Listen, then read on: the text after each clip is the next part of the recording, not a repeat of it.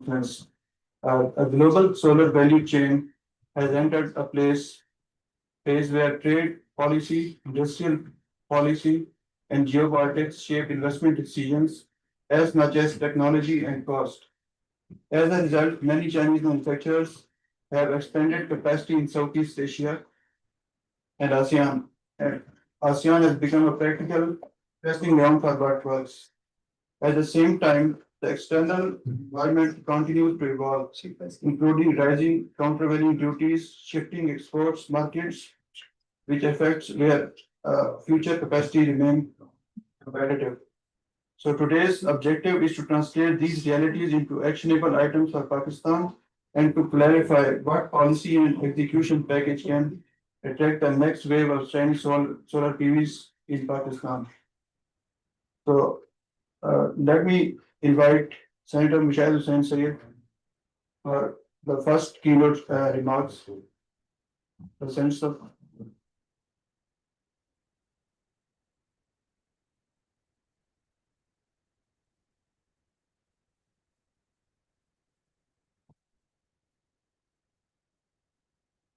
Thank you very much. Assalamu alaikum. And ni hao to our Chinese friends. Distinguished faculty, leaders of ComSats,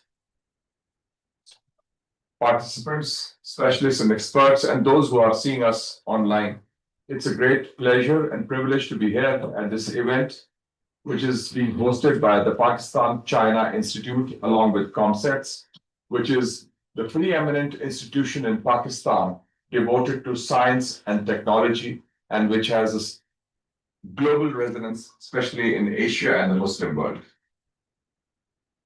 When we talk of these issues, I think I would like to first present the big picture. And the big picture is that the focus is going to be on Asia. We have already entered the Asian century, and Asia is leading in three areas, the three C's, which are important in the issue of environment and geopolitics.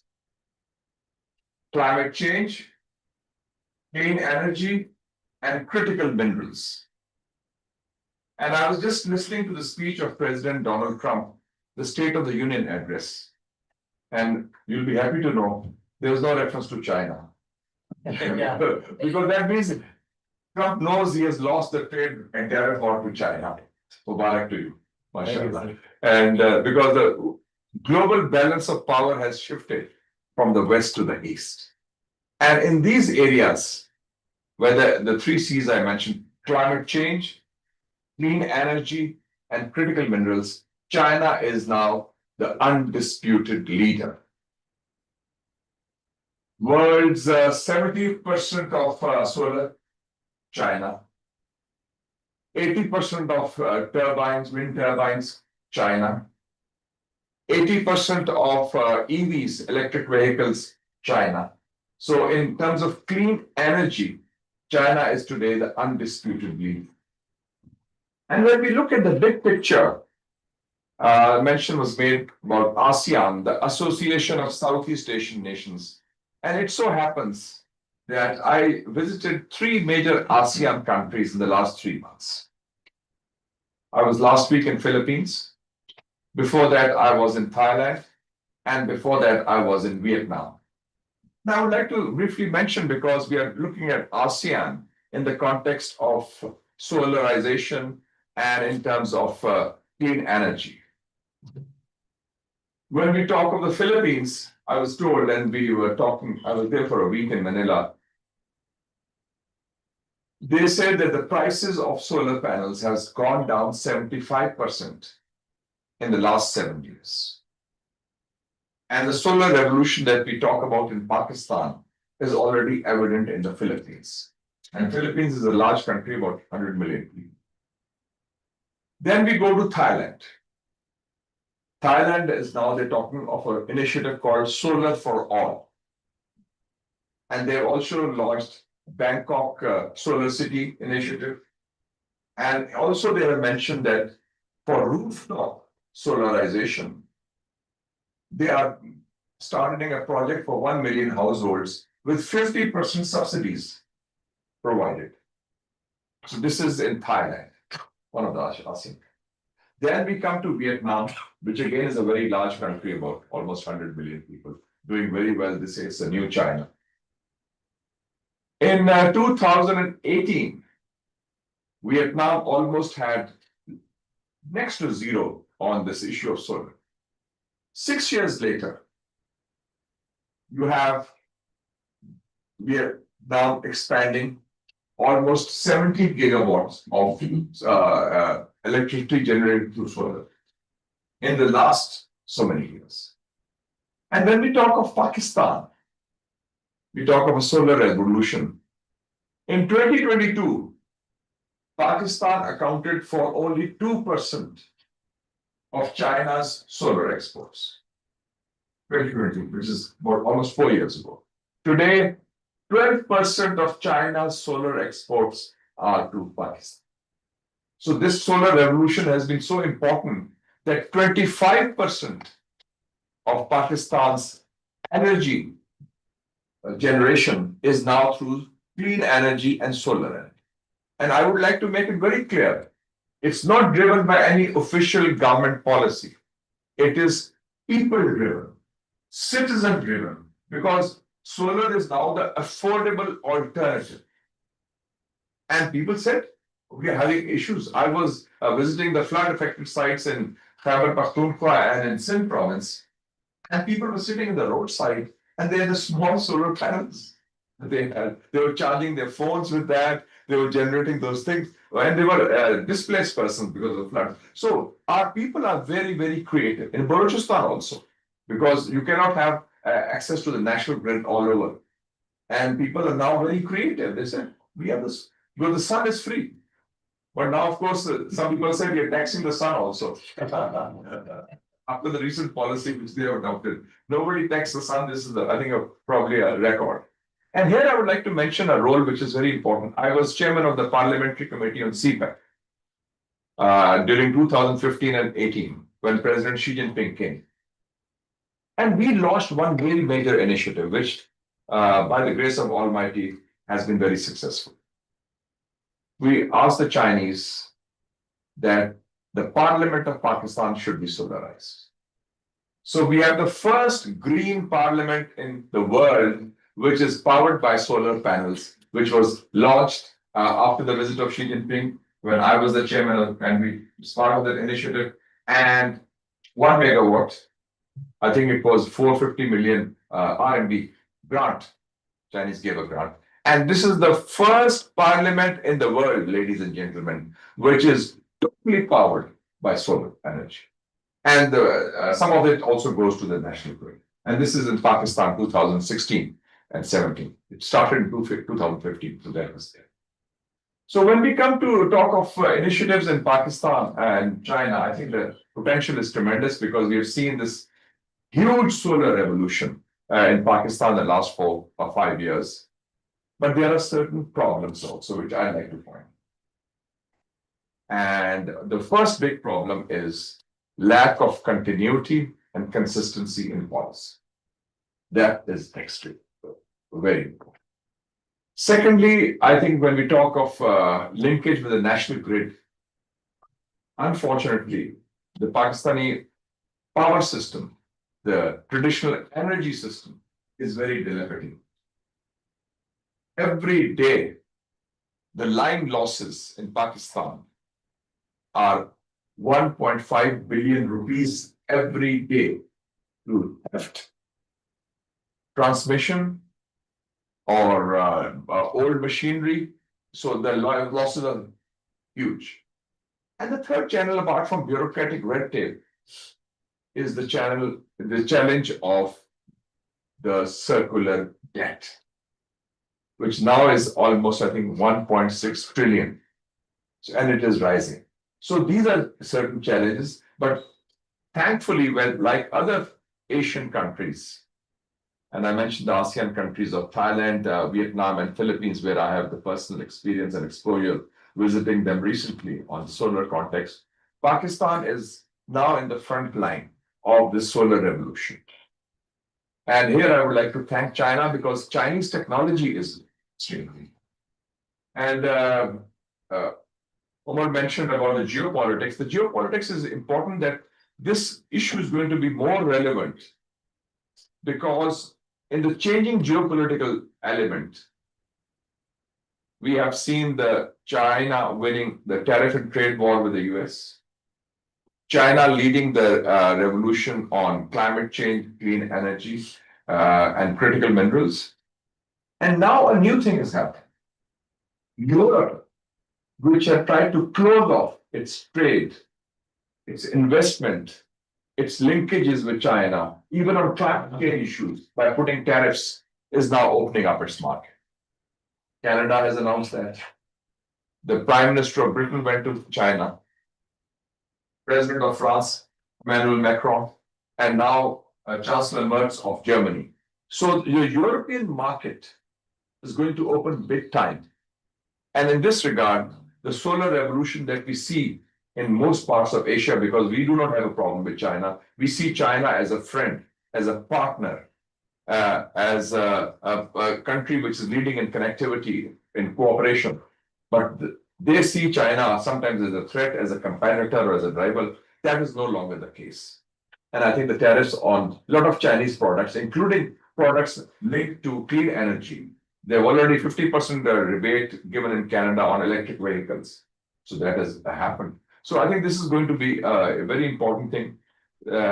Finally, I'd like to say that given this context, the timing of this conference, learning from the experience of ASEAN countries, Chinese technology in solar areas, and Pakistan's own experience is going to be a useful pathway forward on how we can learn from other countries in Asia and how we can also reverse some of the wrongs which are there in regions. I thank ComSets and the faculty, the teachers, and others, administration. And we have had a very old relationship with the ComSets since the days of Dr. Junaid Zalisa. I've been a regular visitor. He's also a neighbor here. And we wish ComSets all the success. And thank you to the Pakistan China Institute and Mustafa and your talented team. And of course, we have words of wisdom coming from experts like Mr. Zubairi, who is one of the leading experts on not just CPEC, but on the issue of energy, because he has the facts on his fingertips. So I'm come here to listen and learn, and I look forward to a very enlightening morning. Thank you so much.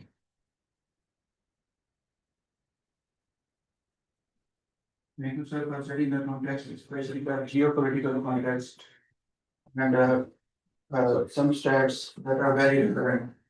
So our next keynote speech focuses on Pakistan's solar demand shock and why manufacturing is the next frontier. Please welcome Dr. Shazra Munsabali Khan, Minister of State for Climate Change. Madam, over to you. One line, huh?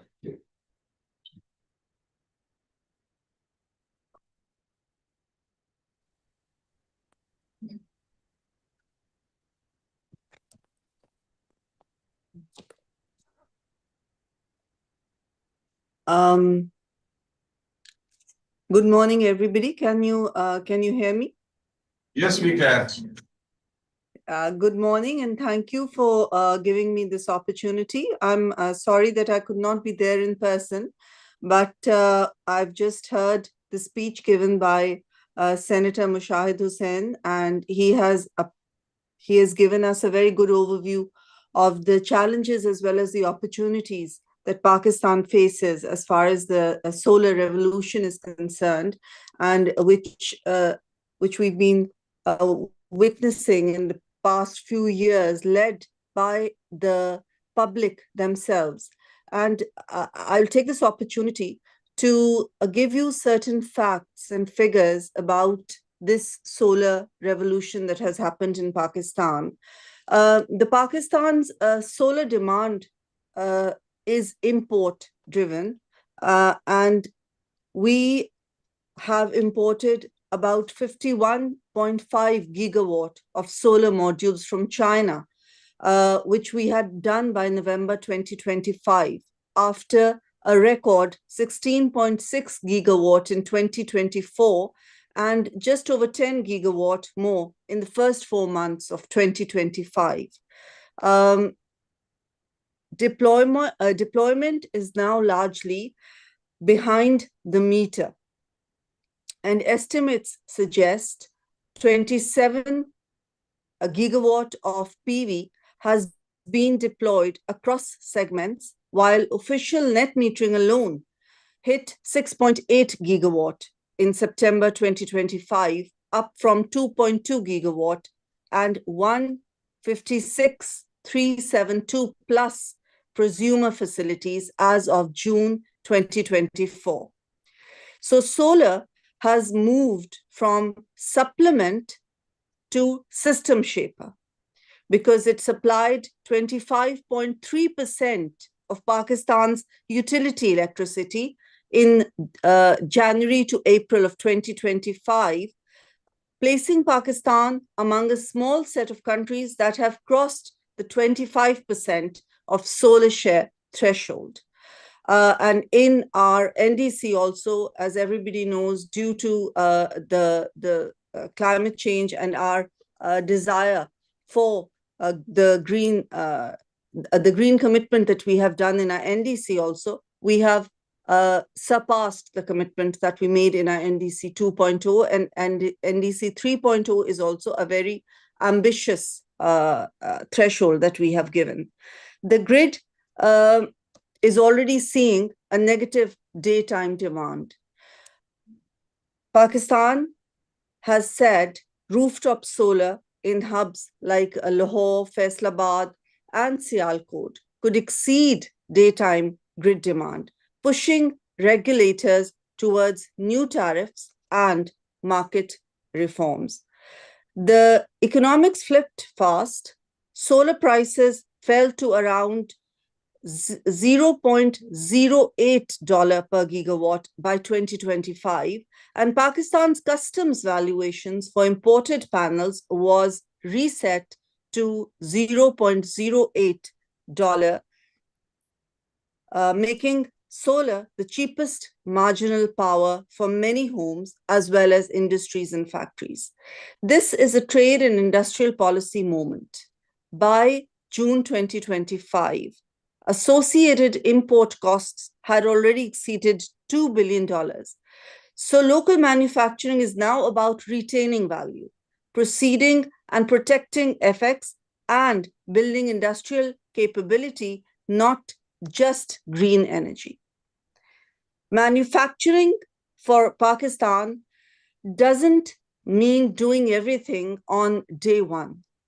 The pragmatic pathway is module assembly and BOS components first, then scaling into cells and upstream as volumes, standards, and finances deepen. Exactly the localization logic pushed in Pakistan's industrial policy discussions that we're having. Official planning is catching up to reality. NEPRA's IGCEP 2025 to 35 explicitly models a major expansion in net metering, which will be about 8,120 megawatt. So domestic supply chains and standards need to scale at the same pace as the demand. Quality and bankability will be the differentiator.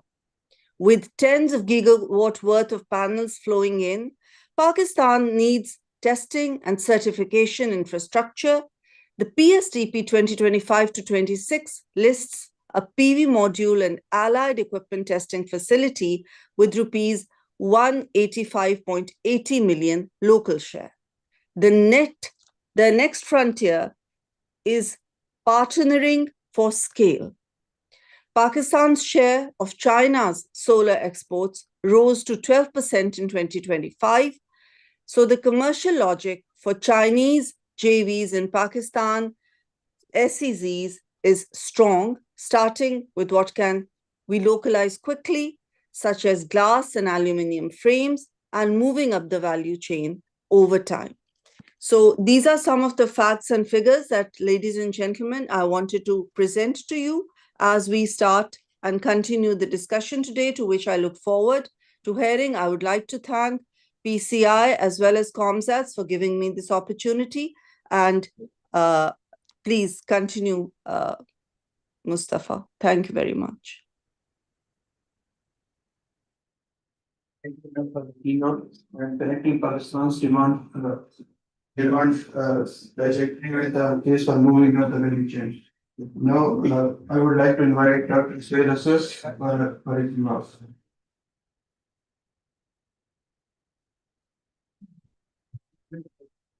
Bismillahirrahmanirrahim.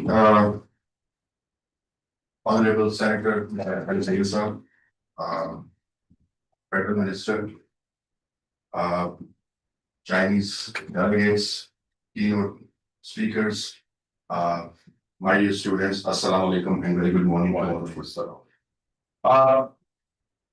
I think this is a very important topic which has been selected for today's conference. As Senator Saab just mentioned, 3 C's. One is clean energy, and then minerals, and climate change. So I think these are the areas which are at the moment very, very important for the growth and stability and economic development for Pakistan. The role of academia is also very important. I'm going to talk about that a bit later. But first of all, let's talk about these 3 areas. You all know that we are having a wave of Industrial Revolution 5.0 with artificial intelligence at the moment.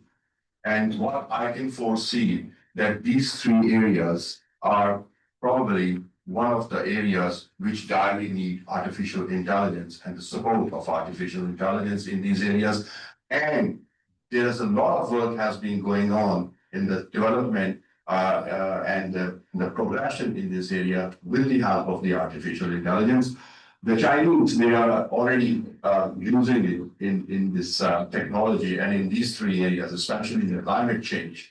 The use of artificial intelligence is very much predominant at the moment.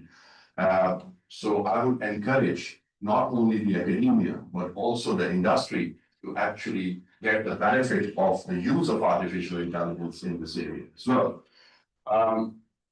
Now, if we talk about the role of China in today's topic of solar panels and the solar energy. So I personally have witnessed that we are very much connected with Ms. Wang, who is also one of the major players in Pakistan as far as the Chinese solar development is concerned. And they have developed some very good projects in Pakistan. Not only this, as just Mr. Saiba mentioned, that we have a very large number of imports from China in this industry at the moment. But as far as we are looking at the benefits and importing and transforming this revolution in Pakistan, because of the crisis we faced many decades ago in Pakistan, the energy crisis, and then we shifted to another revolution, and that revolution failed, and then we shifted on to the solar revolution. The challenges are still there. And the government of Pakistan needs to address those challenges if they want this revolution to be successful. Senator Saab just highlighted few, but I think as a consumers, we see more challenges of this solar development in Pakistan. And those challenges are the very swift and rapid changing of the government policies in the solar industry and in the installation and implementation of the solar. So I think from this platform, I urge the government to make those policies stabilize, standardize, so we can progress the revolution. We can progress this revolution a more sustainable manner. And I think the Chinese, they are they're very brotherly country, very dear to us. And with the help of the CPAC, Vishal Saab is one of the founding participants in the CPAC, and he knows a lot about the CPAC. So with the CPAC, I think the growth in Pakistan and the development in Pakistan is moving very swiftly. So if we want to really get on the board of this and get the momentum of the CPAC, I think we need to have several more forums like this and the discussion on this platform. ComSense is always available because I personally believe that the academia is always an intellectual hub for the knowledge, and ComSense will always encourage and will appreciate to host such events with the policymakers and with the think tanks.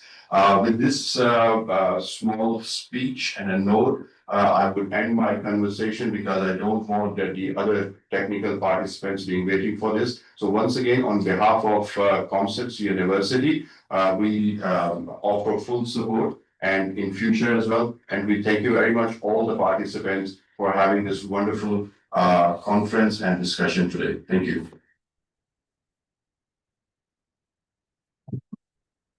We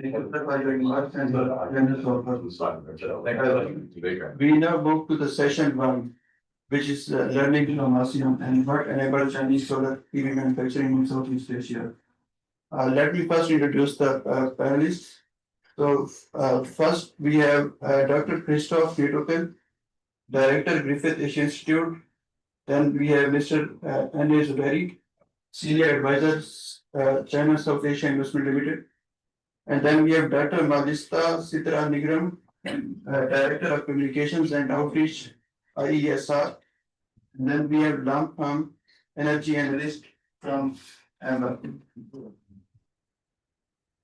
Thank you all for joining us today.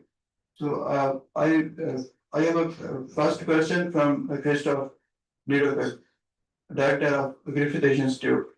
Dr. Christoph, from your tracking of China's overseas investment, what are the top two conditions that made ASEAN a preferred destination for solar manufacturing? And if Pakistan wants to compete in the next wave, what is the single biggest gap we must close first? Is it policy stability? Is it SEZ execution, logistics, or investor risk protection? Over to you. Thank you so much, Umar, and thank you so much for inviting me to this excellent conference, and congratulations to all the organizers, ComSats and PCI, for putting this event together. It's already been such a treat to listen to the senator and to the minister, and of course also to Dr. Sohail Ashkar. Also good to see some old friends here. I think the question is excellent, and really actually want to reemphasize what Dr. Jezra mentioned, that it's really not the kind of finished products. Don't think about so much about solar panels and the wind turbines if you want to localize, but think about what are the other factors like the balance of systems and the other ingredients that are not at the end of the value chain. But China is just in an extremely competitive situation, and so any investments will just need extreme subsidies in order to be successful against China. So other parts of the value chain are extremely important and extremely lucrative.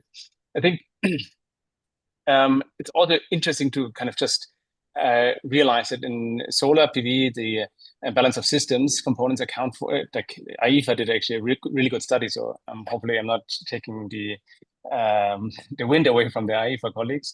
The balance of systems account for about 60 to 70% of total investment. So that's and similarly for offshore wind, it's 58 to 68%. So that's actually where a lot of the investments are taking place, and it's not the final solar panels and the wind blades itself.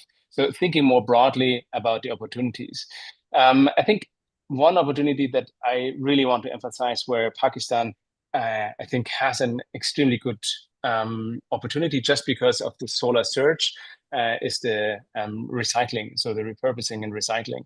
So what value chain can Pakistan build around reusing, recycling the existing solar panels? This is a lot of valuable raw materials that China has exported to Pakistan, and Pakistan has imported over the last years. So how can Pakistan use this? There's going to be a lot of issues if this is not done as well. So it kind of, I think the senator was talking about some locals using small solar panels And I think that's great. But we've seen this over the past many years already, like I would say even 20 years, where solar panels in the rural regions have been used. And then actually discarded relatively quickly when something else came along, or when something more appropriate came along, or people were moving. So there's a lot of hazards, environmental hazards from discarded solar panels as well. And so rather than kind of leaving this valuable resource on the street, what is the industry in recycling and refurbishing that Pakistan can build to really utilize this extremely valuable resource? I'll leave it here, but of course, happy to answer more questions.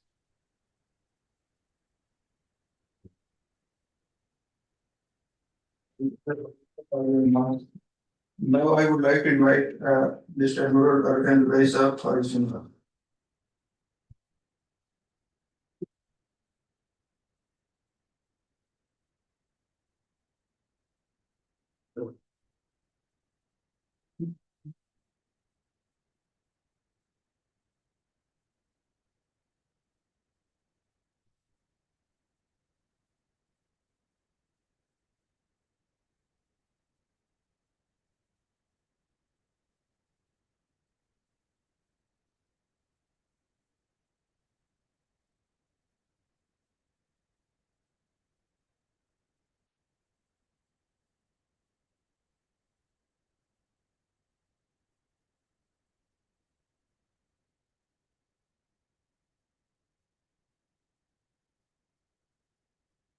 Thank you very much, Honorable Senator Mushahid Hussain Saab, distinguished ladies and gentlemen.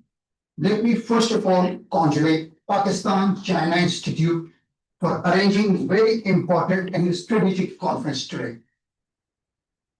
Today, I will give a presentation on how Chinese solar manufacturing can be expanded into ASEAN countries and what Pakistan can basically learn from their experience. Today, the solar is not just an energy technology, it is a driver of industrial transformation.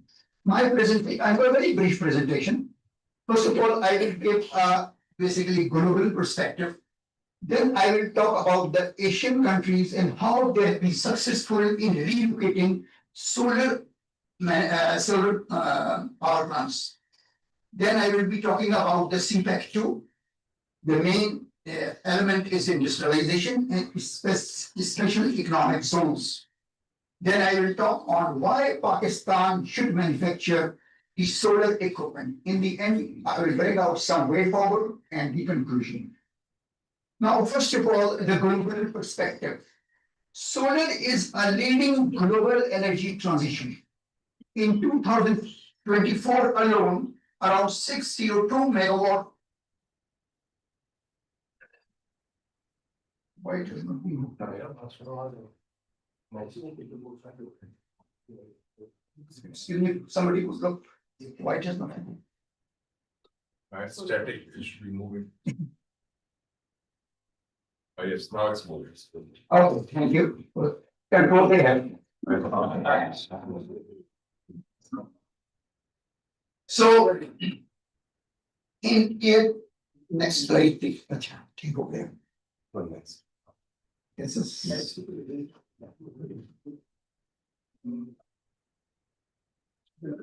Sorry for this. Not at all. Now, in year 2024, around 602 megawatt of solar power equipment was basically added, which was a great year. At the moment, total installed capacity of the solar basically systems is around 2.25 TW terawatt hours. Solar is the fastest growing energy technology around the world. Global manufacturing footprints are now shifting. Solar growth is certain. Now, manufacturing location is the real opportunity. Now, China is the global leader in all green technologies, as Mushahid was already talked about it. It is solar panels, wind turbines, batteries. Obviously, batteries are coming up in a very big way now in Pakistan, and electric vehicles. By December 2024, total installed capacity of solar was 890,000 megawatts. Globally, solar power is now the fastest growing technology in the world. Now, if you see, this is the data of 2024. The total countries, top countries in the world, China stands out. It has a total installed capacity of 890,000 megawatts, whereas USA has 121,000 megawatts. So China is the world leader in power generation, having a capacity of more than 890,000 megawatts. Now, China is also a world leader in the manufacturing of solar modules and solar components. If you see in China, the manufacturing capacity is about 1018 GW per year, whereas in USA it is 23, in Europe it is 12. Now, solar system supply chains are now restructuring. Why? Because tariff. USA and European Union has imposed tariff on China. It is due to that reason the cost of solar equipment has increased. There is a geopolitical shift, and there is a diversification of the strategies around the world. Now, the countries do not want that all the equipment should be manufactured in one place, in one country. COVID has taught us. Now, countries are diversifying the supply chain, basically. So the opportunity is a great opportunity for Pakistan to integrate into Chinese supply system. Now, in 2025, China committed around $80 billion for clean technology. About 70% of this capital went to Asia, Africa, Middle East, Latin America. The capital is flowing. Why? The capital is flowing to these countries because solar energy demand is increasing, energy transition is accelerating, and governments are welcoming green investments. So capital is moving towards emerging markets. Pakistan must position itself to capture it under CPEC. Now, about the ASEAN countries. Now, ASEAN countries, these are obviously everybody knows there are 10 countries with a population of around 700 million. And the countries, Vietnam, Thailand, Cambodia, Malaysia, now the manufacturing hub of solar power equipment. Indonesia capacity was around 1 GW in 2020. Now it has been expanded to 20 gigawatts. Chinese firms have relocated solar equipment production due to the tariff and the costs.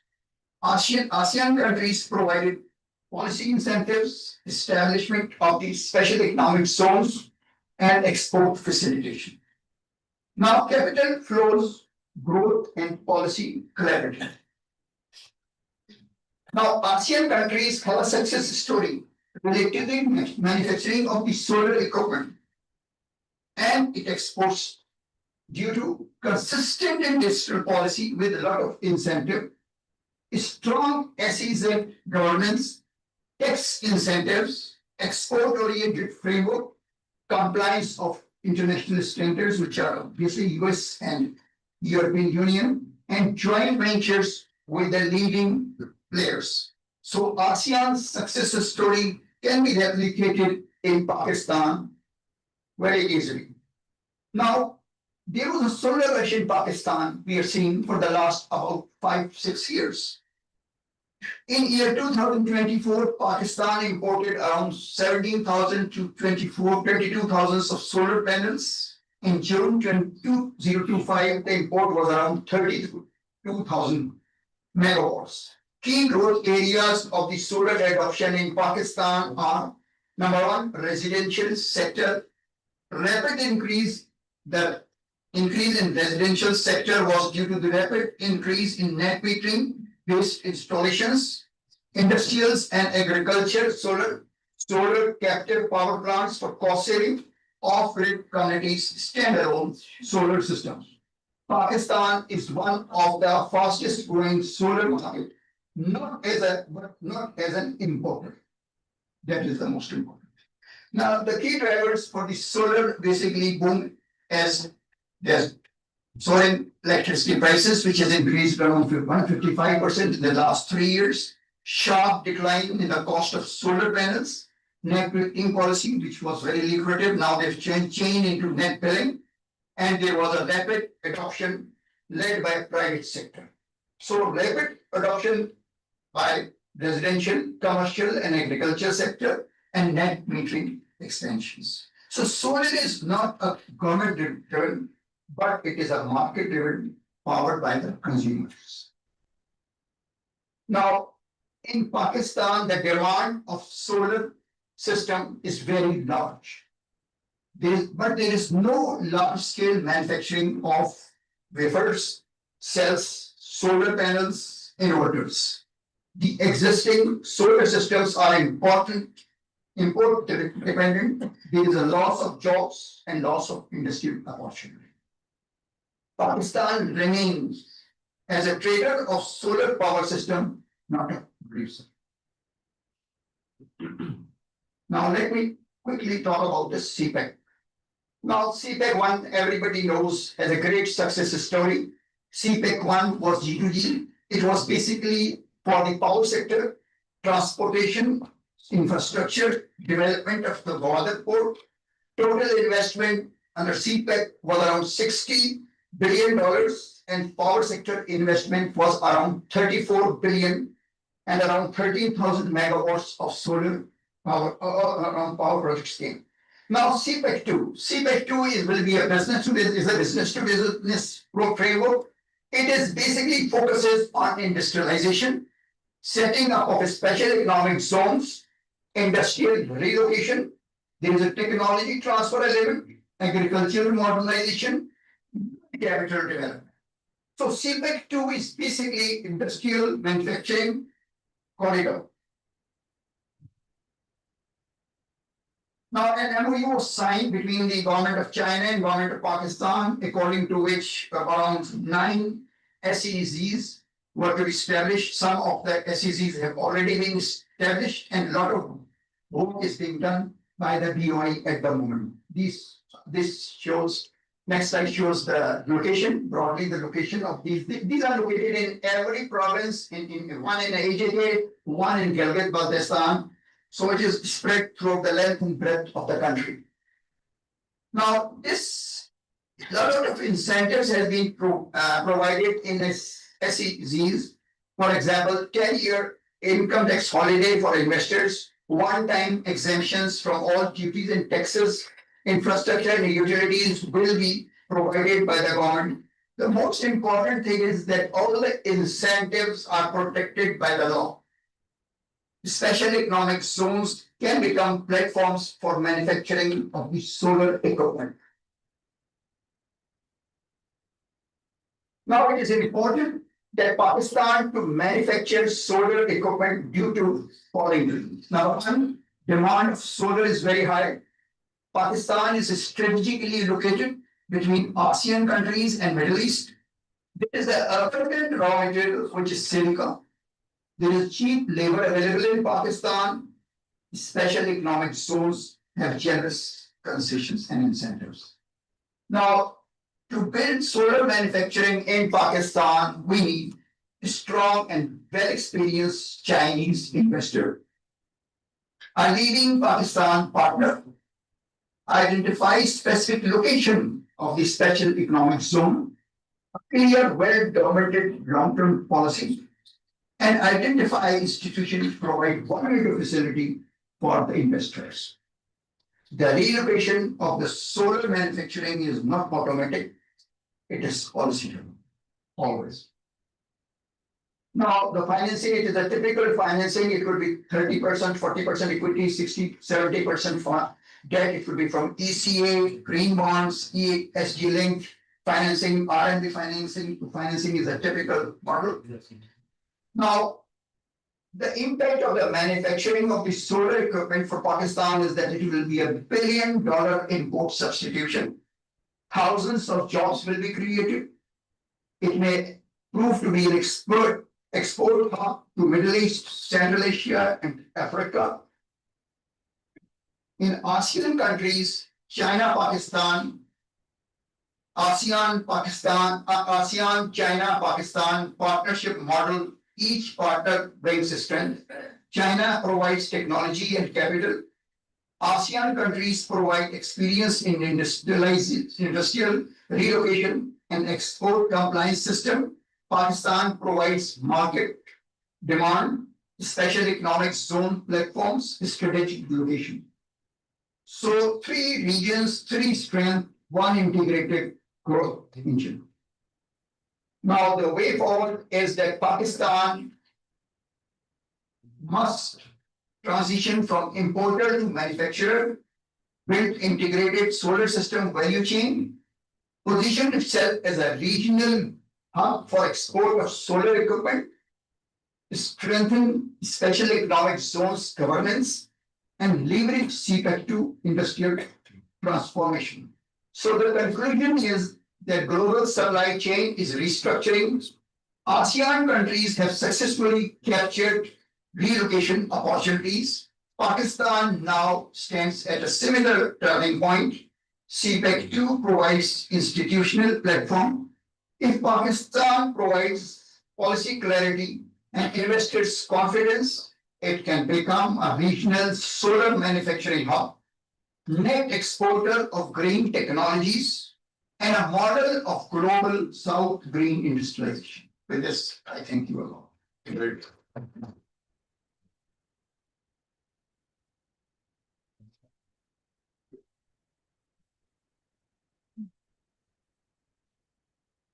Thank you, sir, for your results.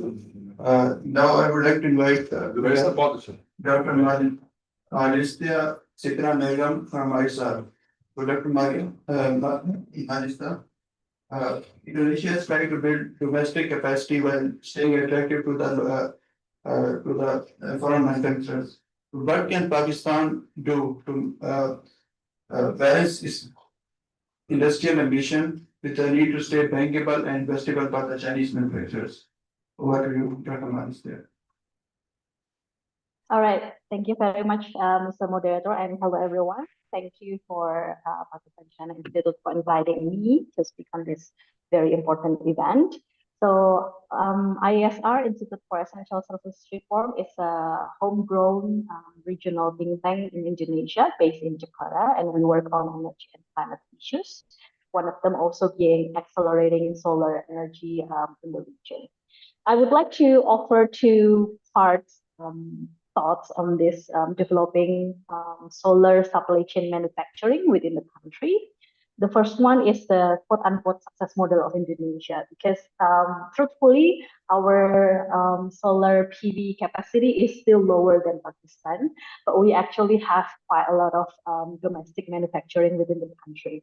And the story is from the landscape of the trade war, the geopolitical tension between countries, also between West and East, so to say, Indonesia has attracted tier 1 solar PV manufacturing companies such as Trina Solar and SEG Solar, because Indonesia has positioned itself as a country with a non-FPOC status or non-foreign entity of concern.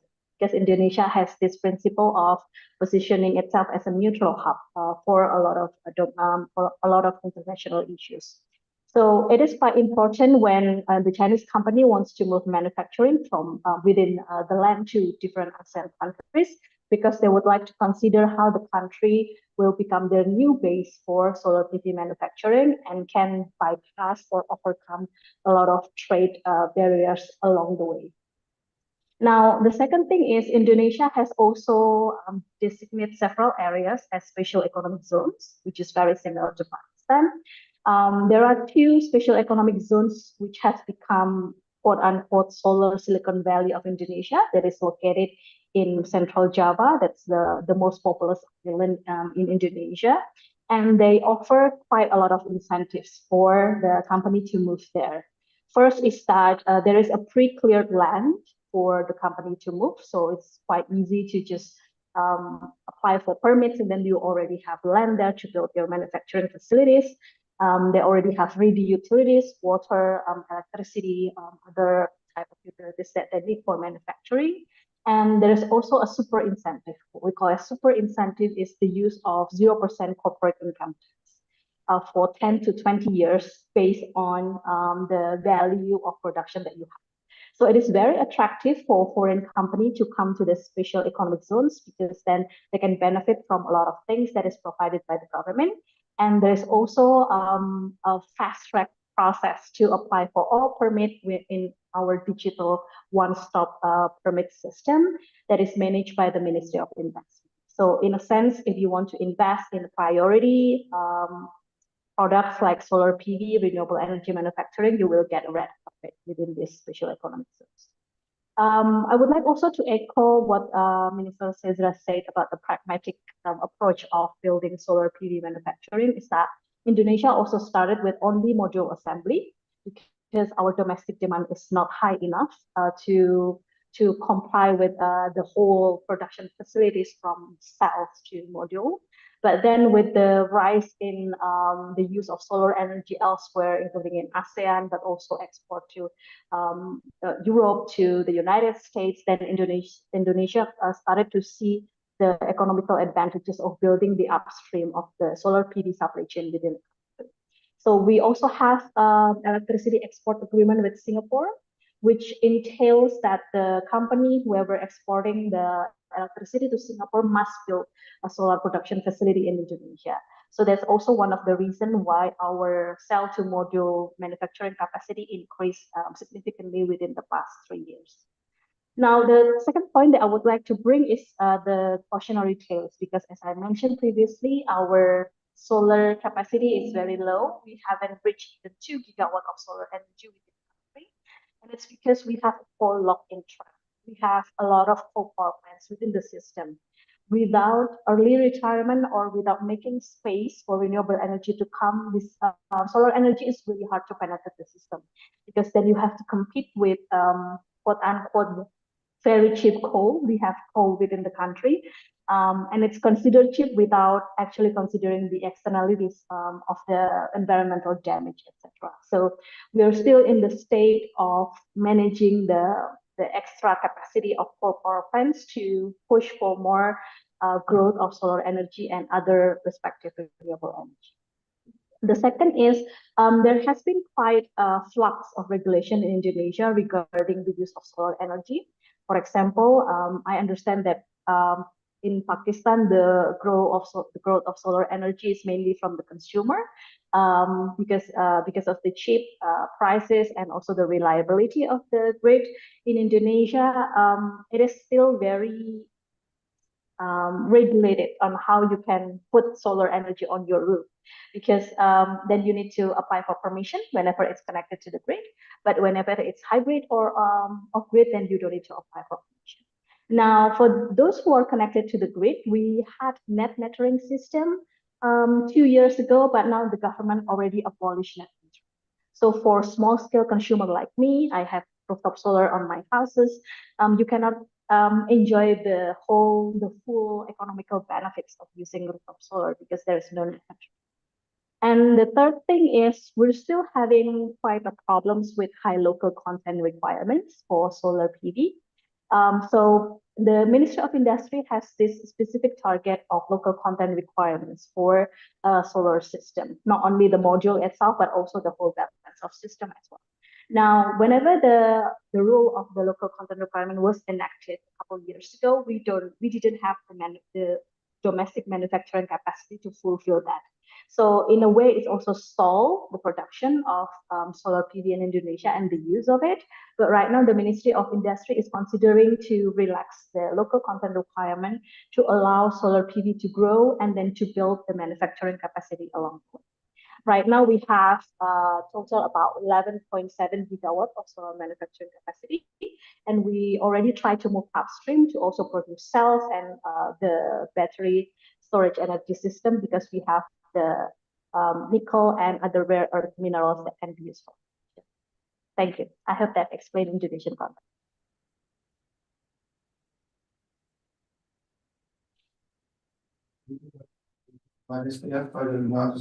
Next, we have Mr. Ram Khan from Amber think tank based in Indonesia. So, Mr. Lam, ASEAN has attracted solar PV manufacturing by combining export access, proximity to China's solar supply chain, and ready to operate industrial ecosystems. But recent tariff shocks also exceeded concentration risks. If Pakistan wants to build a resilient PV value chain beyond a simple module assembly, what is the one practical package of actions you would recommend? Thank you. Hello, everyone. Thank you for the question, and thank you for having me today in a very important conference. So at Ember, our work is to accelerate the energy transition globally. My work focuses on ASEAN region. Regarding the questions, I think there are several lessons Pakistan can learn from ASEAN to develop solar PV value chain manufacturing. First, and I think the most critical factor is industrial ecosystem readiness. Chinese solar manufacturing investors, like every other investor, want speed and certainty. Their priorities is very simple. They want to invest this year and they want to operate this year as well. And this is not easy to achieve, right? This requires ready industrial zone with reliable electricity, stable water supply, efficient logistic, and available skilled workers.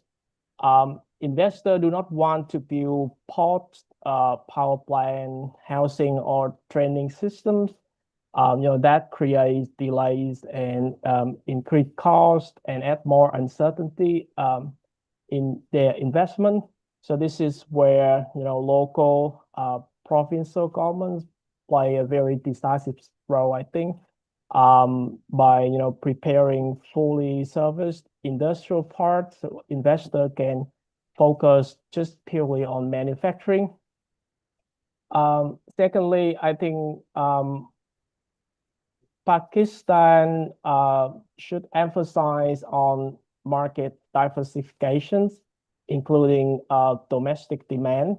For example, in ASEAN, we saw last year, April 2025, when the US increased tariff on solar products from Malaysia, Thailand, Cambodia, and Vietnam.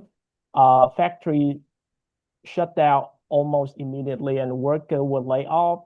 So this showed the risk of relying too heavily on a single export market. I think Pakistan has a major advantage here, a large and fast-growing domestic solar market. I think by supporting local demand alongside with export, Pakistan can provide investor with greater resilience and stability. And finally, I think Pakistan has an opportunity to move beyond just low-value manufacturing and invest in higher value activities. I think ASEAN has been very successful in attracting manufacturing based on competitive labor and strong infrastructures. However, many countries remain concentrated in low-value added assembly. Many ASEAN countries get stuck to move upward in the value chain ladder. And to capture greater long-term benefit, I think Pakistan could simultaneously invest in workforce skills, engineering capabilities, and most importantly, research and development. And this will allow Pakistan not only to manufacture panels, but eventually participate in higher value segments of the solar value chain. Yeah, I'll stop here and hand over back to you. Thank you.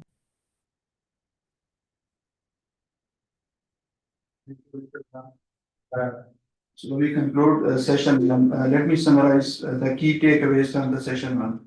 So first is what ASEAN did best was combine incentives with execution speed and export logic. Second, bankability requires enforceable commitments, not just policy announcements. Third, Pakistan's opportunity depends on sequencing. Start with what is investable now and then deepen localization. Now we move to the session two, which focuses more directly on Pakistan's deal-making execution bottlenecks and what would trigger a real yes from investors. Joining us for the session two are Dr. Arfai Pal, Additional Secretary, Board of Investment, Mr. Shu Tianji, Deputy Director, Area Studies Department, Renmin University, Mark Lister, Co-CEO, Asia Clean Energy Partners, Thailand, and Ms. Lin Hua, Independent Energy Analyst from Vietnam. Thank you all for joining the session. I will start with Dr. Arfa. So, Dr. Arfa, investors often say that Pakistan is a big market but hard to execute. From BOI's perspective, what are the top two execution bottlenecks that can be realistically fixed to make solar manufacturing facility generally plug and play in SEZ? Yes.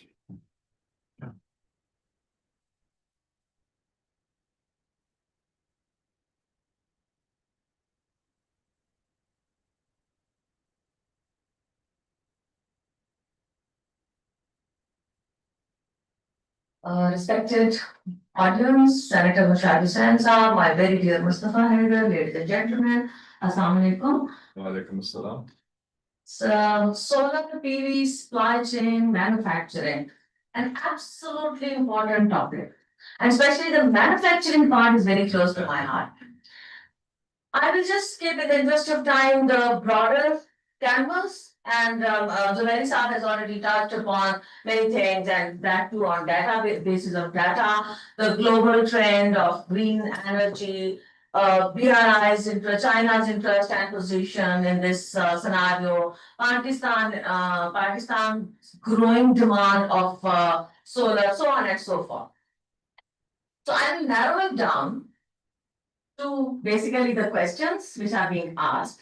And just to give you a little context of my presence here, I'm heading actually CPET 2.0 Industrial Cooperation with China Joint Working Group as Executive Director General from Board of Investment. And also that I am dealing with other follow-up things with China, so anything related with China. SEZs, of course, SEZs across Pakistan. BOI is the regulatory body for that. So that is my relevance of being here, and whatever I say is obviously with that background. So talking about Pakistan's bottlenecks, one bottleneck that we have identified is lack of information, because without information, policies cannot be made. So we are now focusing on doing a study. The study would bring out the data, the exact position of Pakistan's market, domestic market, increasing demand, how much the demand has been increased, how much import has been done. So we want to see assembling versus manufacturing. We want to see domestic market consumption versus export. Because when we do just the assembly and we consume it in the domestic market, Pakistan government spends dollars at two steps.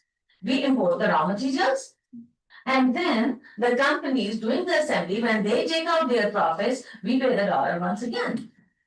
So we need to, as I said, focus on the manufacturing, and we need to focus on export. Now, opening it up layer by layer, what do we mean by manufacturing, and what are the big bottlenecks there, and what is it that the government as well as private sector can do? As Zubairi very rightly said, CPET 2.0 is primarily, I wouldn't say all about, but it's primarily about B2B. So talking about manufacturing, let's see solar panels. So in solar panel manufacturing, we need to step by step see what are the raw materials used. So 75 to 85% raw material are the solar cells. The crystalline silicon, do we have it? And then the remaining 20 to 25% are the other things like glass, maybe I think 10 to 15%, solar glass. The aluminum frame, which is another, I think, 5 to 10%, the silver paste, which is another, so where was I? Okay, so the silver paste, which is another 5 to 10% probably. And the back sheet and the encapsulate, which is yet another 5 to 10% or a little less. So this is the range of raw materials which currently can be from Pakistan, if at all we make the effort. And then, solar cell is a bigger thing to explore, how we can have that kind of manufacturing for import substitution or have that kind of raw material in Pakistan from the domestic market, from the indigenous resources. Then when we look at the inverters, because after solar panels, we need to have the inverters. Again, the same situation in the inverters, whether we talk about the hardware or the software. The main component of the hardware of inverters is not indigenous, at least currently. These are just the smaller things, the conductors, the junction boxes, the other cables and other things which are from Pakistan market.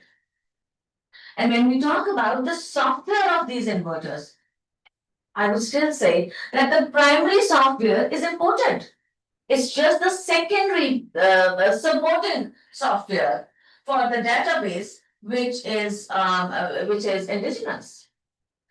So we need to see the main component of raw materials for the solar panels, the main components of raw materials for the inverters, the software, the hardware. And then we would say that we are doing the manufacturing in its true spirit in Pakistan. Now, talking about the assembly, I am not, by no means I'm saying that we should discourage assembly. In fact, let me divert a little. I'm a huge fan of diverting from the topic. So let me divert from the topic. You are allowed to do this. Thank you, sir. So the Minister of Pakistan visited China, Beijing, and in September, 4th of September, we organized the biggest ever B2B conference in Beijing. And when I say biggest ever, it's not only for China, it's for other countries as well. We had 400 plus Pakistanis joining there and 600 plus Chinese companies joining. There's more than 1,000 Chinese participants there. And we got 150 plus MOUs, JVs signed. Out of these, 26 MOUs, JVs are on solar. And these 26 MOUs, JVs, when we are actually very rigorously following all the MOUs, 150 plus, which are actually 174. So while we are following it up, we just wanted to see what kind of projects are envisioned in these MOUs and JVs. And that formed the basis of two very important things. A, the study that I've just mentioned, that if these MOUs and JVs are primarily focusing, there are a few on lithium batteries as well, which is very encouraging, but primarily focusing on assembly. So if that is the case, then what kind of steps we need to take to improve or to support or to facilitate having the actual manufacturing in Pakistan? And secondly, what will be the component of domestic consumption and export, because we need to have more of export-oriented assembly and manufacturing. So moving on from this study and from this realization of different bottlenecks that we are having, and based upon this very current analysis of the Chinese interest, Chinese companies, private sector companies interest, collaborating with Pakistani private sector, and of course, supervised by the government. The next thing is that the regulation. Okay, so first let's forget about the infrastructure. That is my third priority. The second thing is regulation and policy consistency. So as I've also mentioned about it, without consistent regulation, without consistent policies, we cannot do much about any sector. I want to talk about this the solar sector. Be it net metering policy, be it tariff policy, be it custom duty exemption policy, be it tax exemption policy, and other incentive R&D policy, supporting the startups doing work on this important topic. So all these policies, I've just named a few. We need to have consistency to improve the confidence of the investor in our market, in our policies, in our offers. Next is SCCs and the incentives that we are offering in SCCs. Let me share with you. In SCCs, there are two important points that in the recent past government has been focusing a lot upon. The provision of infrastructure and one-stop service. Again, the earlier speakers have also touched upon this very important point of one-stop service. That means that we provide a comprehensive service and facilitation to all the investors who come, not just the foreign investors, but also the domestic investors. For the infrastructure, we are there is some amendment in the SEC Act, which is under process right now. It has not been approved as yet. I'm clarifying so that there is no sensitivity about the topic. And after that amendment, government will be responsible for providing all the utility and other road infrastructure and all other infrastructure at 0.0 of all the public sector SCCs at their own expense and at their own expense. But this is yet to be approved. And the second, but it will be done very shortly. The second important thing is one-stop service. So in one-stop service in G7, and G7 Islamabad, government of Pakistan, federal government has already established a few months back a business facilitation center, which is the pilot project. And we have mapped 341 RLCOs, registrations, licenses, certificates, and other permits, engaging 22 ministries. Their reps are physically sitting in that BFC, and these 341 RLCOs are mapped in the knowledge hub, and services are being provided to the investors. However, I would not say this is an ideal situation because we have then identified, you see, one step leads to another. Once this started operating, we realized that we need to have a more comprehensive automation of all the ministries, because without back-end automation, the two results will not be achieved. And now we are working on the back-end automation. And then yet the next step will be to integrate this BFC software with the provinces so that investors will have this facilitation they will avail this facilitation to get the benefit both from the provinces as well as the federal government. So this will be then a very comprehensive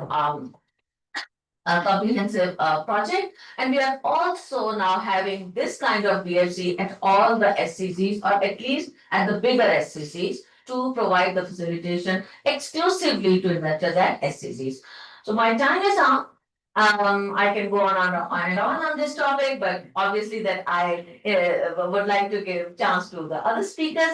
Thank you very much to the management for providing me this opportunity to connect with the audience. And I know that these things will travel, and our effort is to increase the confidence of the investors, and anything which we see and which we feel needs support from the government. We are literally doing hand-holding these days. Thank you very much.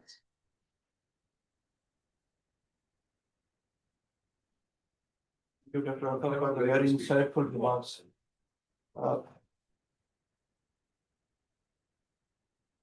And next we have Shu Tianqi from Area Studies Center at Renmin University. Mr. Shu, from Chinese side, Pakistan is often discussed under CPEC, but manufacturing decisions still come down risk, returns, and execution strategy. What would make a Chinese solar manufacturer say yes to Pakistan, and what is the biggest risk they need to neutralize? Yeah, thank you for much. Thank you so much. And can you hear me? And thank you for giving me this opportunity for all of you to be here with you. And let me share with you my PowerPoint so that I made a very simple one, which may be more clear to all of you. Can I share my PowerPoint with you? Yes, Mr. please. Umar, yeah, Mr. Host. I'd like to share with my, thank you so much. Wait a second, if I can share it here. Okay, I according to today our topic, if you can look in at my presentation, the PowerPoint, my topic gonna be how can Pakistan develop a very strong PV manufacturing, as the topic's showing. So that I'm gonna have a very a simple expression for my presentation. The first is that how we view the solar industry has some specific one, which is very good for Pakistan, and the next are going to be the issues and difficulties for Pakistan currently to develop its own PV manufacturing industry. And third, going to be the advantages. Although we have some difficulties, but we should use full of our advantages, right, to develop our the manufacturing, PV manufacturing. And fourth one going to be the suggestion. You can see my presentation, right, Mr. Wuma, Mr. Host. Am I sharing with my presentation? You are sharing your presentation. We see. Yeah, thank you so much. So No that's problem. yeah, thank you. And so that's if you can look at this, we're gonna see there are four sectors for our the PV manufacturing, right? The first part is gonna be the very first step. That's a mono crystalline silicon and the polar crystalline silicon. These sectors, as shown here, is very high energy consumption. All of you may know that it's a very high electricity consumer sector. And the second part going to be the PV cells. But the PV cells is less energy concentrated, but it has some specific technique threshold, right? Your competitors may have a better PV panels than yours, but the technique difference is very limited. For the very first step here, the first part, there's very limited. It's a it's a mono competition market, but this one you're gonna have some technique difference. But on the third part, if you look at the large scale energy storage facilities, which is very popular starting from this year and also last year, it has a more competitive market. If your technology is more advanced, you're gonna gain more market share. So the fourth part is going to be how to assemble all of these parts together to a PV power station, right? So that's going to be the first part. We make it clear that which part we want to have in Pakistan. Should we have this part, or the PV cell part, or the large-scale energy storage facilities part? We should focus on our own advantages parts of this supply chain. So the next question is the PV manufacturing still strategically significant? I think it's still strategically significant because if you look at the putting and the takeout the ratio of this sector, if you do manufacture a 1 kilowatt plant, after a year, all of your external or excess electricity generating is like green electricity. So you only use 1 year to fully get back your investment in this green idea, right? So this is still before any other clean energy is emerged. This PV is still a very great sector for us, for the earth, also for our economy. That's a second significant. So how about the PV manufacturing industry global competitive pattern, right? We can see, as many doctors and professors mentioned before, China is taking the advantages of the whole supply chain. Most of the sector, China is taking like more than 90% of the market share. So the fourth I want to mention is especially very important in this part is that most of the Chinese PV companies, they are private companies instead of state-owned companies, right? In this sector, the Chinese private companies are taking the lead. If you look at this Jinke, the JA Solar, the Longji, they're all like private companies instead of we beforehand think of the state-owned enterprises. So if you want to attract a private company to go to invest in a foreign country, you must have a big profit threshold in this scenario. So I will mention it later, but let's go to the next part. So how do I think the Pakistan is facing its difficulties in this developing its own PV manufacturing? I think the first is that, as I know before, Pakistan has a surplus in total power generation, but the electricity price is still relatively higher than other areas. If you thinking of like in the industry part, for example, let me raise an example. A specific Pakistan electricity price, as mentioned by a lady doctor before, is about a 10 to 15 cents per kilowatt, right? That's very similar to the price of electricity in eastern part of China, like Zhejiang, like Jiangsu, those very high advanced economy areas. But if you look at the western part and the northern part of China, the electricity price is really, really low, especially for those PV manufacturing industry sectors in western and the northern China. Their electricity price is like 5 cents per kilogram, or even lower, like 3 cents per kilowatt. So if you think of this, how can a private company move from China to Pakistan under this kind of electricity price difference? So that's the first. The second is like the manufacturing foundation is relatively weak on my point of view, a personal point of view. For example, if you look at the education rate in Pakistan, comparing that to China, right? The educated people, the primary educated, the middle, secondary educated people is relatively weaker than the Chinese educated people. So if we want to have a better manufacturing, you need to have great workers. The great workers also need a very good education, at least the basic education, right? So the third one is that the current international financing capacity is a little bit constrained. This is my own understanding, okay? But although we have these difficulties, we still have many advantages. The first is that the international political environment is relatively favorable or good for Pakistan.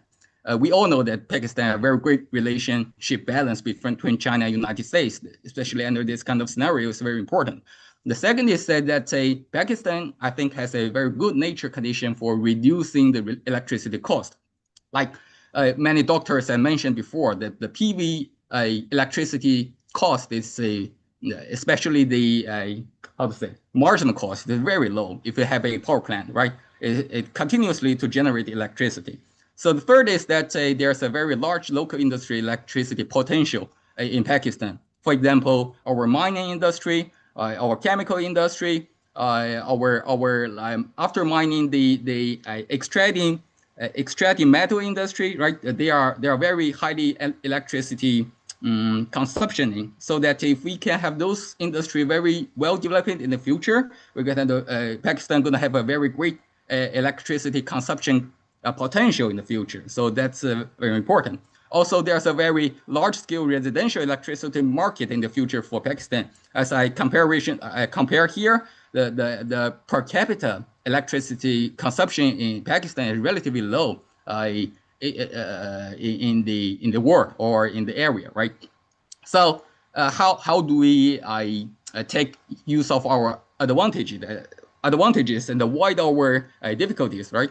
So I think the first one is to innovate the policy of the economic special zone, the SEZs, right? Many of you have mentioned. So the current the priority for our goals of these SEZs should attract more and more investment. So we should have less and less limited to attract more investment. But I'm not saying that to just like the investment flow in without any regulation. We should have strong regulation, but should have less like we should have strong regulation together with attracting policies. For example, you can give the private company more profits, but with a strong regulation. That's my point for the SEZs in the future, right? The second part is that we should innovate the marketalization of our power industry. I've already mentioned that the electricity price of Pakistan is relatively high compared to other countries, especially compared to China. If we can marketalization our power industry, we can have a maybe lower price. And the third one is that to find way to consume more electricity.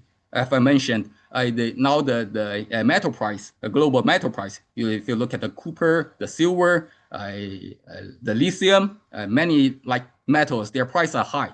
And the mining in Pakistan is very potential, but it's still in potential without extracting it out. If we can develop those industries, and we're going to have more and more electricity consumption. That's my understanding. And the fourth one is to be cautious about the strategic balance between China and United States, because if you look at the example of Mexico, right? Mexico have a very strong connection with United States in commerce, right? So although it's not very willingness, but it's still cut off some of the link with Chinese investment and the Chinese investors. So if you look at the Mexico, the situation of Pakistan, I mean, geographically, it's very similar to the Mexico situation. So I think Mexico could be a very good example. It's very hard for countries to find a balance, especially the countries beside the giant ones, to find a balance between China and United States. So if we want to attract more investment from one country, maybe we have to sometimes to give up some of the cooperation with another big country. So that's my understanding, and only my personal understanding. And thank you for your invitation again. And congratulations, it's a very great seminar. Thank you. Yeah, thank you, Shok, for the remarks, especially taking your time during your holidays, New Year holidays. Now, I would like to invite Mark Lister who is the co-CEO of Asia Clean Energy Partners from Thailand. He will be discussing a stepwise approach for creating investments in PV manufacturing and need for productive and ongoing exchange on these topics. Mark, please. Great, thank you, Umar, and thanks for the invitation to speak to you all today. I hope you can hear me well. I feel that it's been a really interesting discussion and so many issues been tabled already that it's difficult to say anything new. I think everything that I was thinking to share with you has already been touched upon in one way or the other. But let me explain a little bit. I have a couple of maybe additional points to add in my few minutes to talk with you. So Asia Clean Energy Partners is a consulting firm. We're based in Southeast Asia with a headquarters in Bangkok. And we've done quite a bit of work on renewable energy markets around the region, particularly in Southeast Asia. So we have experience with looking at assessments of the private sector in different ASEAN countries. Thinking about areas like financing flows, also looking at the role of industrial parks and special economic zones, but also on critical minerals, which I'll come back to as well. So they're the kinds of issues that we've looked at, including on some PV issues. So let me talk from that perspective. The topic here about creating successful investment in manufacturing for Pakistan, I mean, the boom that's happened has really been market driven and people led. So, you know, I think it's a real proof that investment attraction for end users, at least, it's an easy decision when the market signals are there. So, you know, it's economic for people to pursue that growth in solar in Pakistan, and so that rapid uptake has happened. But I think it's important to note that if you're talking about shifting from that end user experience to building a manufacturing base to back it up, it really is going to be policy driven. I agree with Mr. Zuberi's assessment from close to the opening there that this really will be policy driven. We've heard a bit about the other Southeast Asian markets, including Indonesia, from Dr. Malistia. Thinking about all of the different components that can be put in place to really encourage an enabling environment for manufacturing. So in thinking about China and China's sort of near dominance of the manufacturing market, as you just heard from RDCY, but we've heard also throughout the discussions just out how dominant China is. So the question is really for Pakistan, what's the rationale for there being a competitive edge for Pakistan? What's the value add for Pakistan manufacturing, either in China's as a part of China's supply chain or as a standalone? Is it going to be on costs? Is it going to be on speed of delivery and reducing transport logistics? Is it going to be on distribution reach, going to sort of further and smaller markets in rural areas? Like, what is it that, or potentially being a base for other export markets? So, I think that question is really important to think about what would be the competitive value add or the competitive advantage for Pakistan's industry, and to get to the bottom of that. Because right now, China's operating at a very low cost with highly skilled workers. This is something difficult to compete with unless that's really thought about up front, how that can be established. So the other thing to say, and this has been said already, is that I think it's important not to base a manufacturing industry in Pakistan on a single export market, whether that's the US or another one, based on the volatility that we've seen recently in geopolitics, and it's really impacted Southeast Asian manufacturers of components. Also, I think it's important to anchor this on the domestic industry, and I think that's also something we're saying that is pretty clear. It's been mentioned already that domestic demand in Pakistan is strong and will continue to be strong, and that's an important linkage for development of the industry further. And I think interesting as well, it was mentioned that specific markets where the PV boom is yet to occur like it has in Pakistan. Again, I think Dr. Zuberi mentioned Central Asia and Africa and other markets where potentially there is an opportunity for Pakistan to become a key supplier, and to think about how that might work in cooperation with Chinese suppliers. So, I wanted to talk about a stepwise approach to doing this. I think that's been mentioned along the way in many of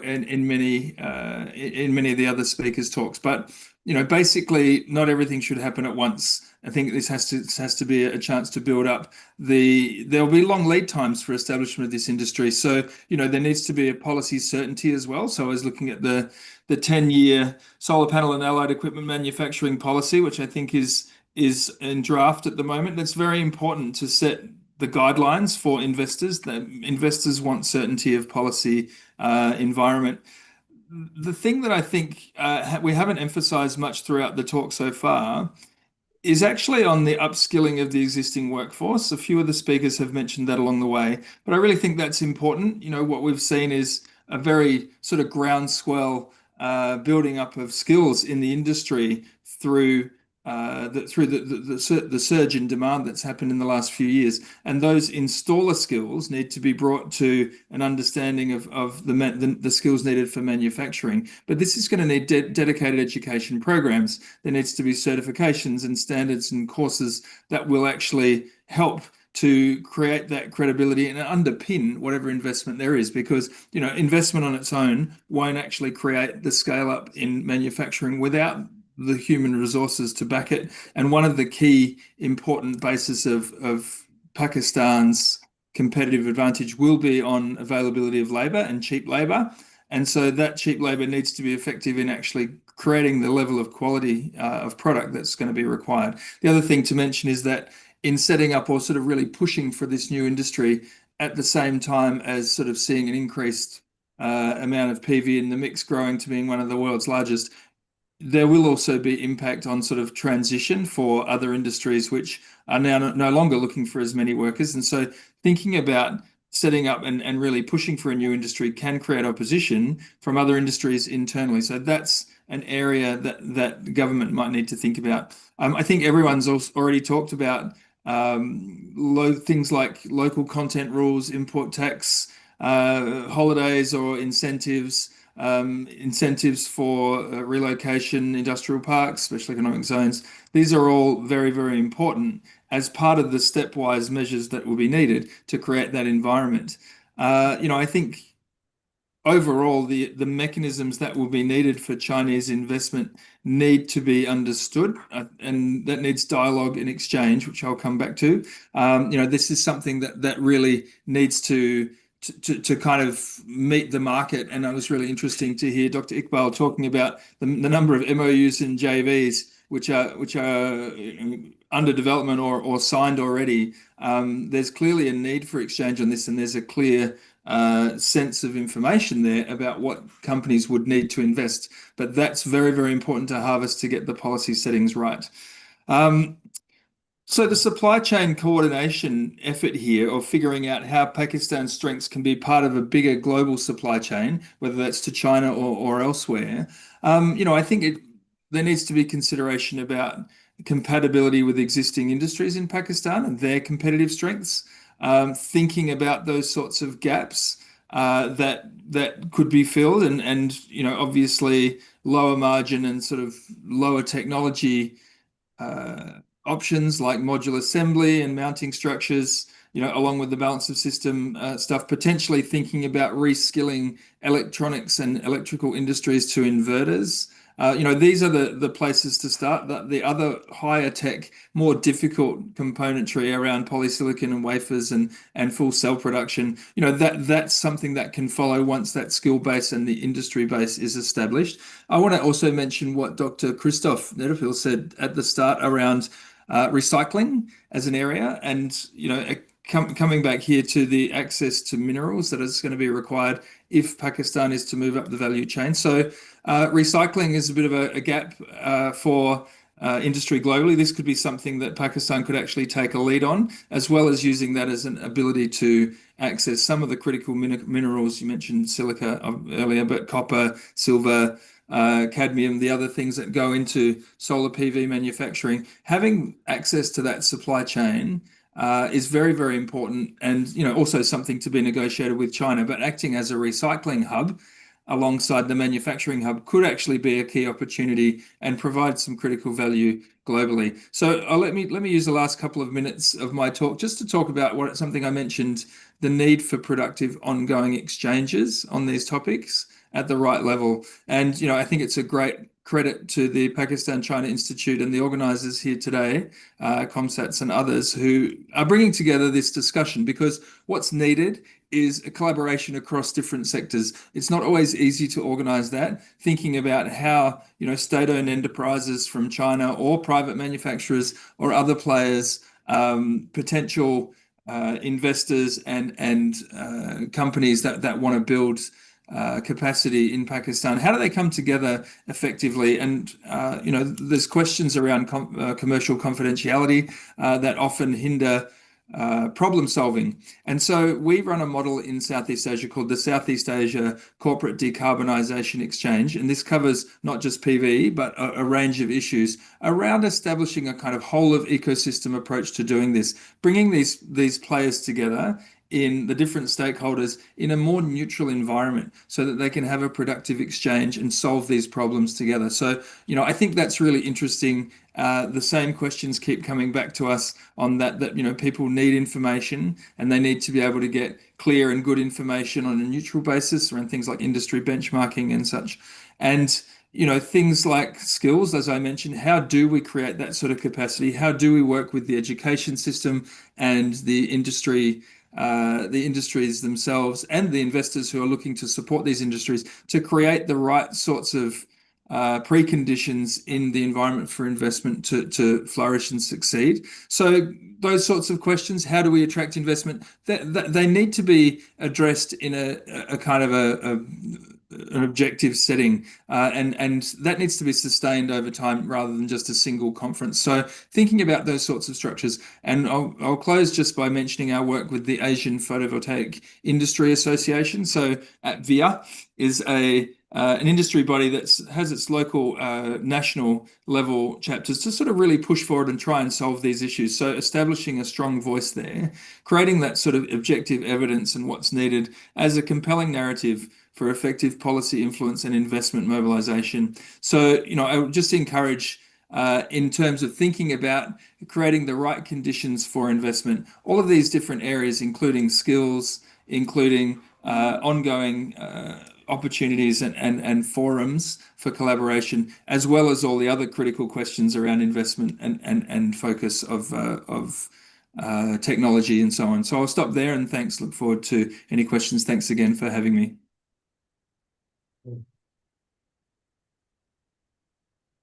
Thank you, Mark, for your remarks, especially the need for ongoing exchanges like these.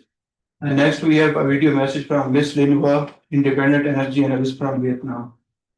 She will be talking about the Vietnam experience and how Pakistan can learn from Vietnam. Right.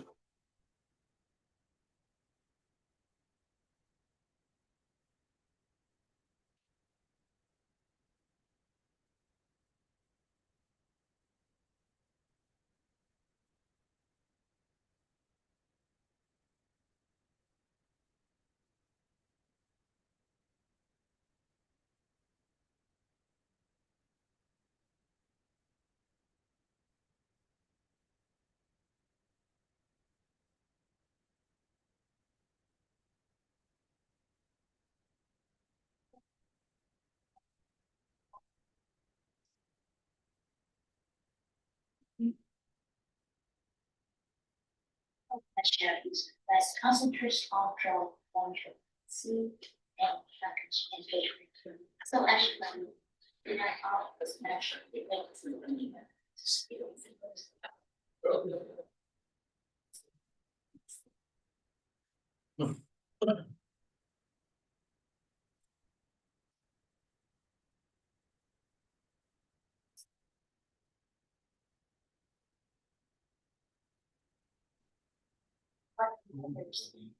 Issue. So I don't want to share three important. So firstly, the revenue system, the structural article. As you know, there is a large field, 13 different that is and I'm still not there. I will show you. We now address but international. But from the bit,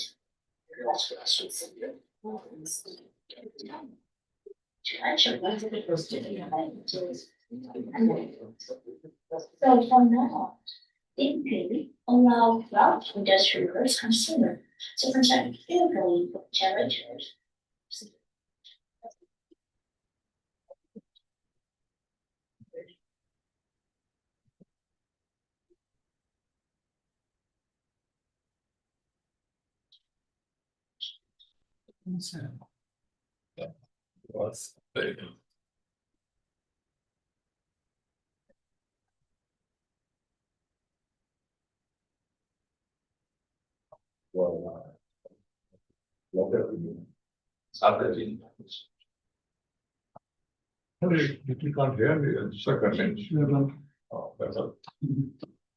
Now I would like to invite Mr. Mustafa Said, Executive Director of Pakistan China Institute, for the closing remarks.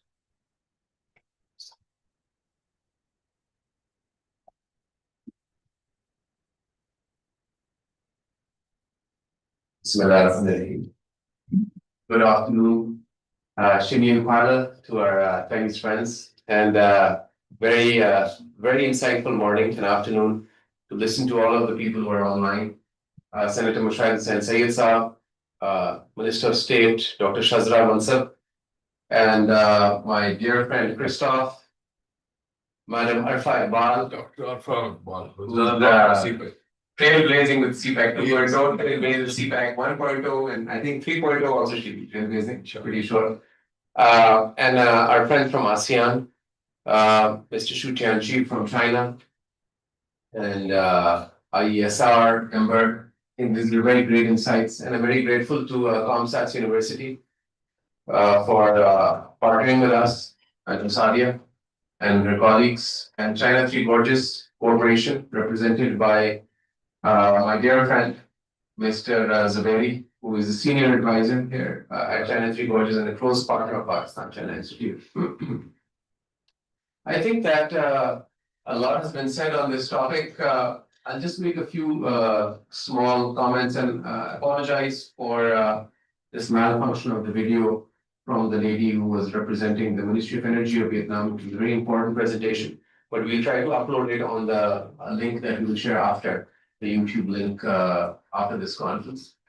I think that when we talk about solar manufacturing, and we've been talking about solar manufacturing relocation to Pakistan for a while. It has been the SEZs were part of the early harvest projects as well. And then they became part of CPEC 2.0. Industrialization is an important part of the second phase of CPEC now. But, and why we had countries from ASEAN was because they have successfully solicited investment and materialized investment from China in solar. I think Pakistan, learning from the past 10 years, should start small. I think in the SEZ policy, it's very practical. And I've actually read a little bit of the SEZ policy. You can request to declare land that you have as an SEZ.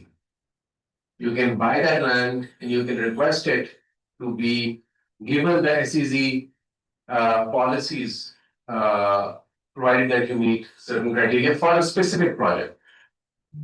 What we usually do is we first say, let's make a very big industrial park, let's declare a very big industrial zone, and then we want to populate it with projects. I think it should be the other way around. I think we should start with a small project, finalize the project, and then declare that an SEZ.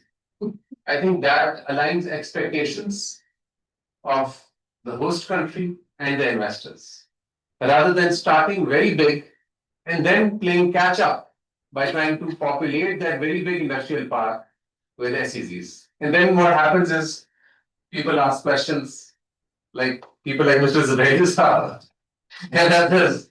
They ask questions as to what happened. Where are those projects in Russia Tech? And where are those projects in other industrial zones? And second is, when we talk about this supply chain and solar manufacturing, there are multiple phases. There are multiple stages of solar manufacturing. So it's not necessary that Pakistan has to have all of those stages in its realm of solar manufacturing.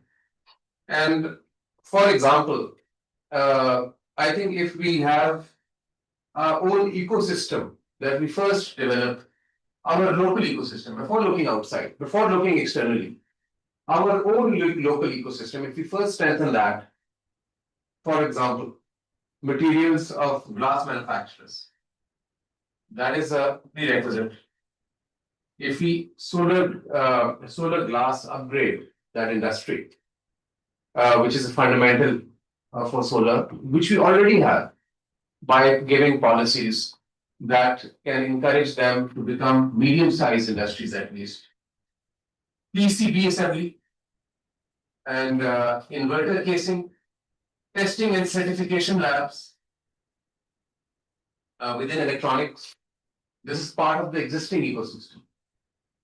And then installation and EPC and recycling and refurbishment. These are just some of the very simple things that we can start from what we already have.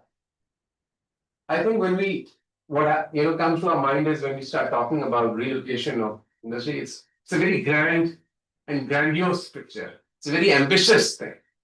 So I think if we have start small with a vision of strengthening our domestic existing commercial cluster of Pakistani companies which are already there.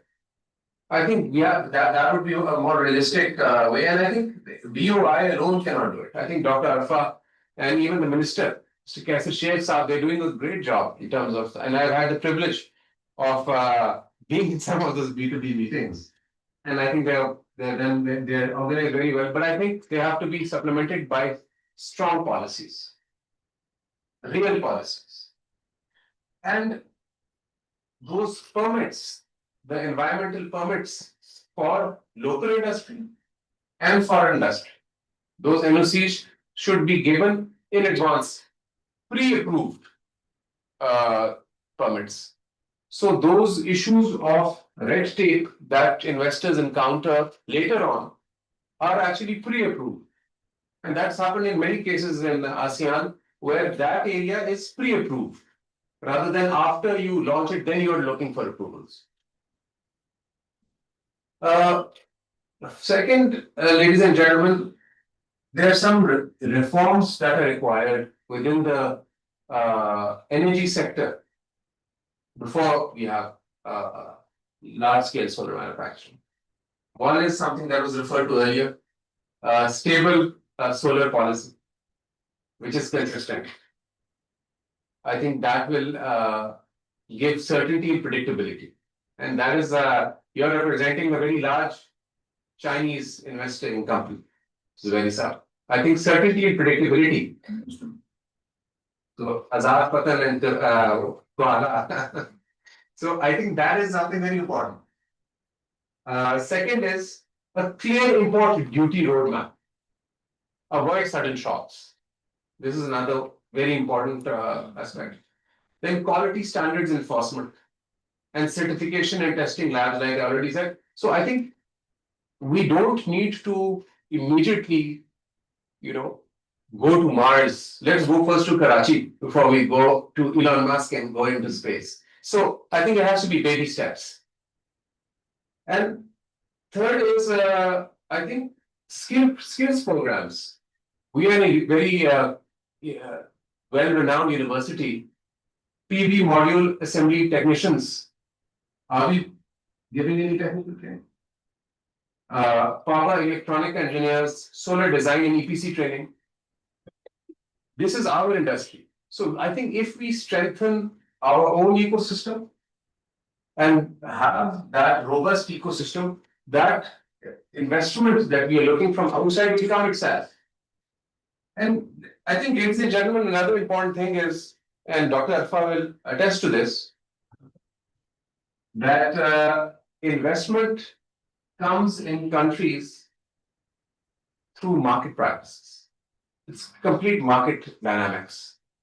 If you look at Indonesia and you look at Batang, we had a very competent presentation from IESR. And Mr. Fabi, who heads it, is a good friend of ours. Batang Industrial Park and other industrial parks that Madam you mentioned, Madam Malista.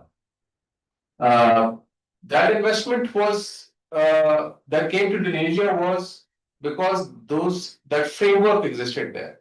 And you have not only investment from China, you have investment from Korea, correct me if I'm wrong.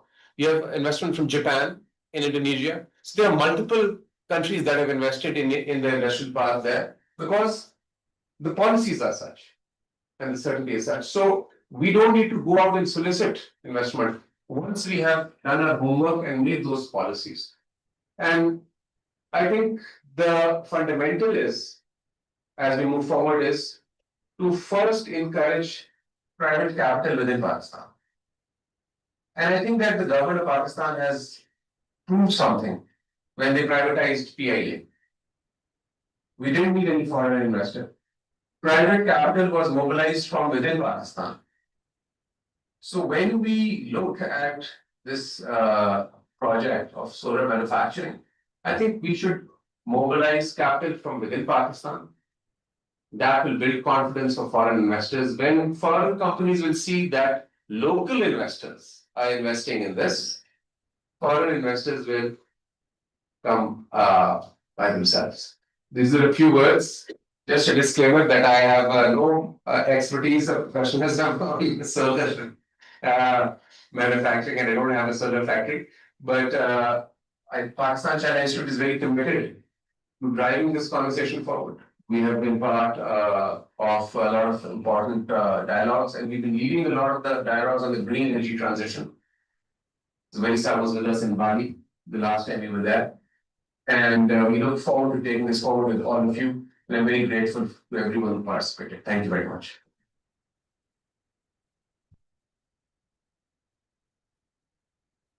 Thank you, sir, for your closing remarks. So this brings us to the end of this conference.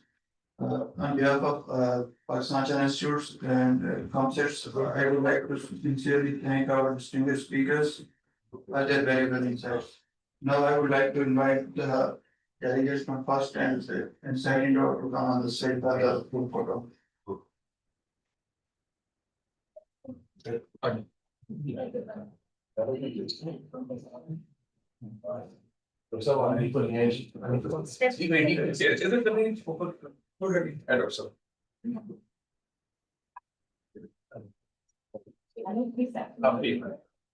What will done? Let's check back. To sign off. Thank you. Well, 30 guys. Pakistani Very good to us.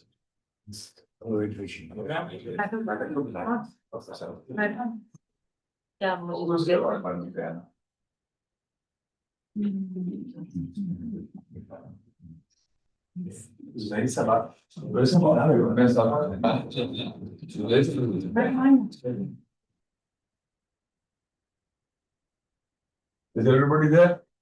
Yes. Yes. Ready, sir? Ready.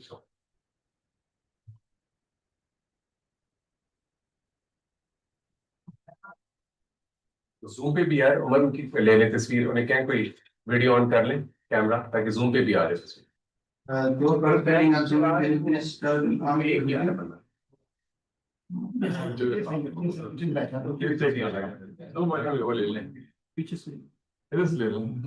Dr. Shazra is also there. Dr. Shazra is there? Yes. I don't see her. I only see her hijab.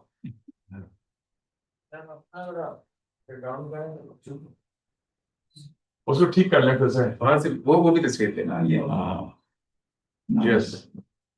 Oh yes, I see Dr. Shazra also.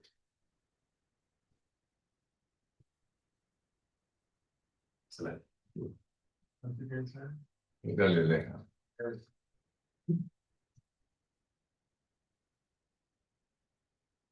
Thank you. Thank you. Congratulations. Dr. thank you very much again. बड़ा काम किया दुष्कर no Dr. Dushkar. This moment. And was an old friend of mine. He was economic counselor in Beijing for a time. Sarah this is. I was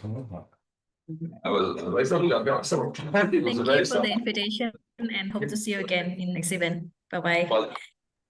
Thank you, everyone. Bye-bye. She's the daughter of our Mrs. knows.